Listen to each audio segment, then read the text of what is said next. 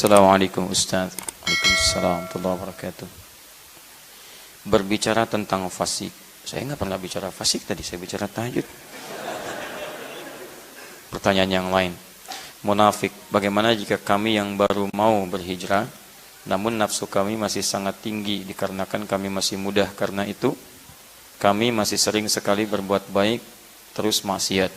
Bagaimana pendapat Ustaz? Saya sudah tahu. Ya sudah kalau sudah tahu. Kenapa nanya? Aneh ini orang. Sudah tahu tapi nanya. Kurang sehat ya. Ya, baik. Saya sudah tahu katanya perbanyak puasa sunnah. Namun saya masih saja terbayang maksiat karena nafsu. Apa yang harus saya lakukan? Baik. Yang pertama adalah Quran surah ke-66 ayat yang ke-8. Itu ditafsir di Quran surah ke-4 An-Nisa ayat ke-17 sampai dengan ayat 18. Kemudian dilanjutkan ke Quran surah ke-3 Ali Imran ayat 185. Yang di situ ditafsirkan di Quran surah ke-7 ayat 34. Ini yang paling efektif untuk menghambat diri kita berbuat maksiat. Baik. Yang pertama, setiap orang punya pilihan berubah. Punya pilihan. Jadi kalau Anda bisa memilih yang baik, kenapa Anda memilih yang buruk? Karena itu manfaatkan peluang itu sampai dengan nanti batas kehidupan terakhir kita. Apa batas kehidupan terakhir itu? Yaitu ketika ajal menjemput. Quran surah ke-7 ayat 34. Walikulli ummatin ajal. Setiap umat itu, bukan cuma kita, semua umat itu punya ajal. Ajal itu batas akhir usia. Yang dirahasiakan oleh Allah, tidak diberitahu supaya kita bisa bersemangat kemudian menggali bekal-bekal terbaik untuk pulang. Kalau diberitahu, Anda nggak akan semangat menjalani urusan dunia. Itu namanya siapa? Sayyib. Masya Allah. Sayyib, Anda disampaikan akan meninggal malam ini jam 9 kurang 3 menit. Dan kurang 3 detik. Masya Allah. Apa masih berhasrat untuk pulang dan keluar dari masjid? Tidak. Di sini aja. Ya Allah, ampun dosa saya Allah. Saya besok kan ada ujian. Gak peduli. Ya Allah. Terus saja begitu. Makanya diberikan hal yang gaib sifatnya supaya serius mendekat kepada Allah Subhanahu wa taala. Tapi supaya juga tidak sembarangan. Hati-hati, tidak sembarangan. Karena itu bagaimana cara ajal itu diambil? Ada maut namanya. Quran surah ketiga ayat 185. Kullu nafsin dha'iqatul maut. Setiap jiwa itu akan merasakan kematian. Dha'iqah itu bukan hanya merasakan, tapi semua yang merasakan itu nanti akan punya rasa. Tapi tidak setiap yang punya rasa punya persiapan. Ingat baik-baik. Ada yang punya rasanya itu 5 menit sebelum meninggal. Karena 5 menit sebelum meninggal nyawa sudah di kerongkongan, sudah tidak punya persiapan. Akhirnya tidak ada persiapan untuk kembali berubah jadi lebih baik. Ada yang rasa-rasanya, Masya Allah, sepekan sudah merasa.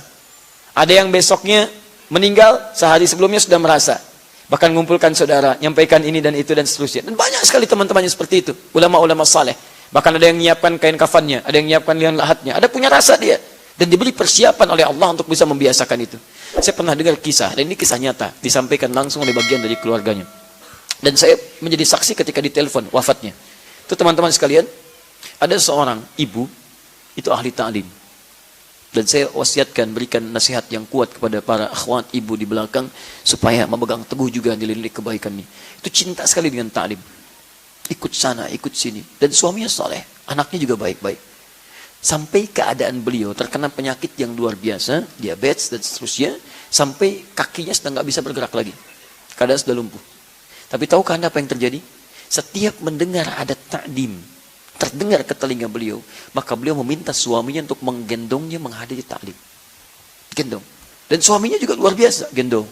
Berangkat, naikkan ke motor, sampaikan, duduk, setia, selesai, pulang lagi. Satu ketika, teman-teman sekalian, dihukumi oleh dokter secara medis dan klinis, dia sudah nggak bisa ngapa-ngapain lagi. Sudah nggak bisa, sulit dan seterusnya. Tapi tiba-tiba, ada sesuatu yang terjadi luar biasa indah. Pada satu ketika, si ibu itu, yang ada di kamar dan seterusnya, tiba-tiba, mengagetkan semua yang ada di rumah pada saat itu. Ketika datang ke ruangan tengah dengan pakaian yang luar biasa bagusnya. Ternyata ibu ini bisa bangun dari tidurnya. Dia ngambil pakaian terbaiknya, yang paling halal yang ia miliki, dari nafkah suaminya. Dikenakan pakaian itu yang sangat luar biasa indahnya, bagus. Kemudian datang ke ruang tengah, dipanggil suami dan kedua anaknya. Begitu dipanggil teman-teman, kaget. Belum hilang dari kagetnya, digenggam tangan suaminya begini. Dan minta pada anaknya, tolong buatkan susu. Dibikinkan susu pada saat itu. Belum hilang kagetnya, diminum. Tolong bacakan Quran. Mama ingin dengar. Begitu kedua anak dia baca Quran. Ibunya tenang begini. Sampai tak terasa ikatannya, pegangannya sudah sedemikian kuat. Ketika dilihat ternyata tangannya sudah kaku. Meninggal dalam keadaan diberikan air susu oleh dua anak yang telah disusui oleh ibu ini. Dan dibacakan Quran. Kepergiannya dibacakan Quran oleh anak yang telah dikandung dan dilahirkannya. Anda bayangkan. Kita tidak bisa mengelak dari kematian. Tapi kita bisa mempersiapkan diri meninggal dalam keadaan yang terbaik. Maka itu kata para ulama. Jika Anda tergerak untuk berbuat maksiat. Bayangkan seketika akan diwafatkan oleh Allah subhanahu wa ta'ala. Itu yang paling mudah. Teman-teman yang kerja baik di Pusi atau tempat lain, kalau ada tawaran kontrak yang tidak baik, yang tidak jelas, bayangkan ketika Anda tanda tangan, Anda diwafatkan pada saat itu. Itu akan menjaga diri Anda. Dan ingat baik-baik, rezeki itu nggak akan tertukar. Nggak akan tertukar. Anda mustahil diwafatkan kalau rezeki Anda belum diberikan secara sempurna. Anda cari yang halal, dapatnya segitu. Anda cari dengan yang haram, dapatnya segitu. Kalau bisa dengan yang halal, kenapa cari yang haram? Perbedaannya cuma di keberkahan. Berkah. Dapat dengan cara yang halal, berkah. Cara yang haram, hilang keberkahannya. Itu poinnya. Di jangan bangga mengambil yang haram, dapat 100 miliar. Memang rezeki Anda itu 100 miliar. Anda cari dengan yang halal pun dapatnya segitu. Ngapain Anda cari yang halal dengan cara yang haram? Ngapain cari dengan cara yang haram? Gak ada kerjaan Anda. Maka dari itu ketika Anda menemukan peluang berbuat maksiat, bayangkan diwafatkan pada saat itu. Itu yang paling mudah. Dan ingat, malaikat ketika akan mencabut nyawa, dia punya tupoksi yang jelas. Tidak akan tertukar, tidak akan milih, dan tidak akan memberikan kabar dan sebagainya. Karena itu, baca tanda-tandanya, selalu dekatkan diri kita dengan Allah subhanahu wa ta'ala. Kemudian cara terbaiknya, setelah itu kita paham, segera bertaubat. Maka disampaikan di Quran surah ke-66 At-Tahrim ayat yang ke-8, "Tubu ilallahi taubatan nasuha." Dan dibuka dengan kalimat iman, "Ya ayyuhalladzina amanu." Hei orang-orang yang masih merasa punya iman. Jadi kalau Anda pernah berbuat maksiat, iman Anda akan membimbing Anda taubat. Hati-hati ya. Kalau Anda mengaku beriman, tapi masih gemar berbuat maksiat, dan iman tidak membisikkan kalimat tobat, itu pertanda iman Anda begitu lemah. Dan Anda harus berpikir luar biasa. Cepat, kuatkan lagi. Sebelum tiba masanya, suara keimanan Anda tidak akan berfungsi kembali. Karena semakin banyak maksiat dikerjakan. Tapi kalau pertanyaan Anda ini, artinya iman Anda masih normal. Kenapa kalimat tobat dibuka dengan kalimat iman? Artinya ketika ada seseorang salah, imannya kalau masih normal, akan mengarahkan dia untuk tobat. Ayo kembali, ayo berubah. Yang jadi masalah ketika berbuat maksiat, hati Anda tidak terdorong. Nggak ada dorongan iman. Nggak ada. Yang paling bahaya ketika iman ditutup, kufur maksiat yang muncul. Itu yang paling bahaya. Kalau Anda tidak pernah berbuat salah, kemudian terpikir maksiat, pulang dari sini, yang dipakai sendal orang misalnya. Dan direncanakan. Wah, bagus kayaknya nih. Masya Allah. Begitu pulang dia pakai. Sebelumnya nggak pernah pakai sendal orang. Atau misalnya, pulang, sendal hilang. Hilang sendal. Begitu hilang sendal, ditungguin, nggak ada yang pulang nih. Nah, baik pulang semuanya. Begitu pulang semuanya, ini ada sendal nih, sisa di sini. Lumayan saya pakailah. Kalau Anda belum pernah pakai sendal orang, itu iman Anda akan mengatakan, jangan. Walaupun ini ada yang tersisa, tapi itu bukan punya kamu. Jangan. Ada suara. Karena iman kita tidak akan membiarkan pemilik iman itu terjebak dalam perbuatan maksiat. Tapi sebaliknya, kalau terus maksiat, nakta sudah tertutup semuanya, maka suara iman akan hilang. Pelan. Yang ada adalah suara keburukan, suara maksiat, dibisikkan setan. Setan lewat nafsu. Sebelum berangkat pun sudah niat. Sendal itu yang saya pakai itu. Begitu selesai pengajian dipakai. Begitu pakai, hatinya mengatakan, kamu salah. Bukan yang itu. Harusnya yang itu yang lebih bagus lagi. Lebih jahat. Karena ini suara yang baiknya hilang. Makanya saya ucapkan selamat kepada Anda yang menuliskan kertas ini. Kenapa? Karena masih ada suara iman dalam diri Anda. Meminta Anda berubah. Makanya ketika Anda mau berubah harus total. Niatkan dengan total. Tubu ilallahi taubatan nasuha. Yang benar. Yang serius. Bagaimana cara serius itu? Ditafsirkan nanti pertama di Quran surah ke-4 ayat ke-17 tadi. Ya sampai 18 ya. Ayat 17 baca. Innamat taubatu ala Allahi lilladzina ya'maluna su'an bijahalatin thumma yatubuna min qarib. Taubat yang diterima oleh Allah adalah bagi seseorang yang pernah berbuat salah. Salahnya disebut dengan jahalah. Jahalah itu terbagi dua. Yang pertama, memang nggak tahu itu dosa. Nggak tahu dosa. Nikmati misalkan acara gosip, macam-macam dan sebagainya. Kok nikmatin gosip? Itu dosa tahu? Nggak tahu. Nah karena nggak tahu, dia menyaksikan itu. Setelah tahu, dia pindah, saya tobat. Ya Allah, itu jahalah namanya. Ya, mamah tidak kakak. Alhamdulillah mah tidak seperti tante itu tuh. Sama, mamah juga dosa. Kasih tahu, tidak baik menyebutkan orang lain. Kembali. Ada yang kedua, jahalah kedua itu memang sudah tahu dosa, cuman dikerjain juga. Ini yang banyak. Sudah tahu salah, dikerjain. Kayak es batu ditiupin. Ya, jadi bohong, dusta, dosa enggak? Udah tahu dosa, dikerjain juga. Silakan cek, gosip itu tahu dosa, sudah tahu dosa, dikerjain juga. Itu jahala namanya. Ketika Anda terjebak pada yang seperti itu, maka segera bertobat. Tsumma yatubuna min qarib. Dia cepat bertobat. Tobat yang pertama itu disegerakan. Segerakan. Di ketika berbuat maksiat, seketika tobat. Astagfirullah, astagfirullah. Nah, kalau kebiasaan seperti itu, lama-lama kalimat tobat akan dominan dalam diri kita dan menekan perbuatan maksiat itu. Lama-lama, kalau awal-awal mau dikerjakan, astagfirullah, astagfirullah. Lama-lama kalimat istighfar hadir dalam jiwa, kelama-kelamaan bukan dikerjakan. Tapi saat melihat, sudah istighfar, astagfirullah. Saat mendengar, sudah anti, astagfirullah. Kalau Anda nggak percaya, silahkan. Bahkan kalau niat Anda maksimal mendekat kepada Allah, ingin berubah total, mengambil rumus Quran surah keempat ayat ke-100 di situ, maka indah sekali kalimatnya, saya tuliskan dulu.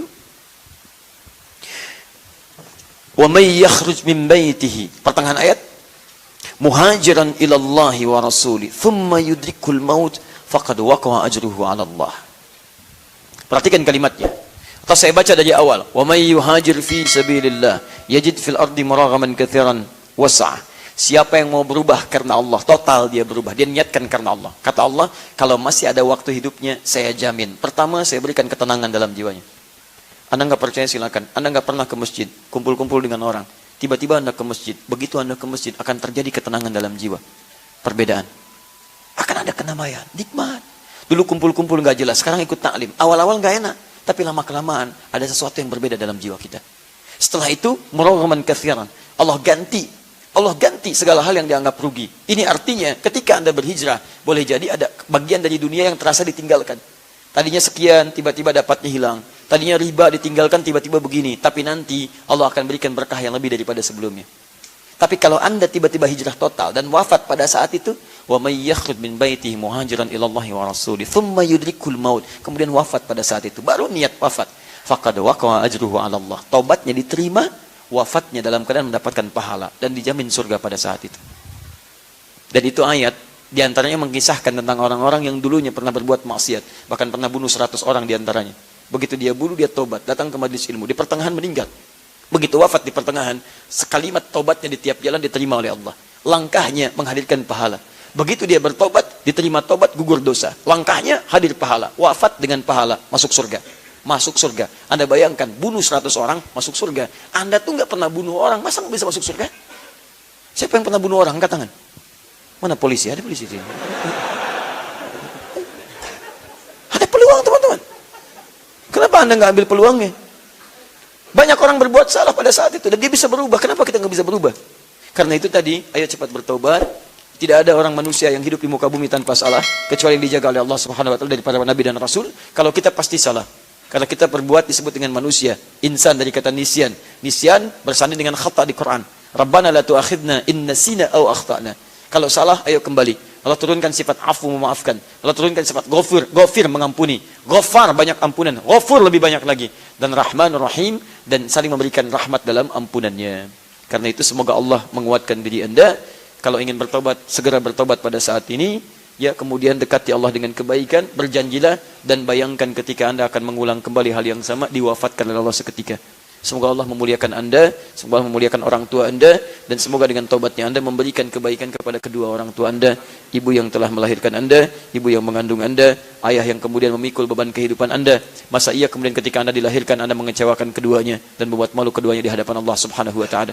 Tidakkah Anda bayangkan ketika ibu Anda dipanggil, ayah Anda dipanggil dan kecewa dengan Anda, dan Anda dipisahkan dari ibunda dan ayah Anda, dan berteriaklah ayah Anda memohon kepada Allah supaya Anda bisa dikembalikan ke surga, tapi tidak ada daya karena pada saat itu pilihan Anda. Anda mau bahagia, maka pilihlah berubah hari ini. Tapi jika Anda memang berniat untuk masuk neraka, itu pilihan Anda. Dan jangan pernah kemudian itu disampaikan pada orang lain. Teman-teman sekalian, itu yang bisa kami sampaikan. Sebagian dari pertanyaan kami akan simpan. Dan izin saya menyampaikan beberapa informasi.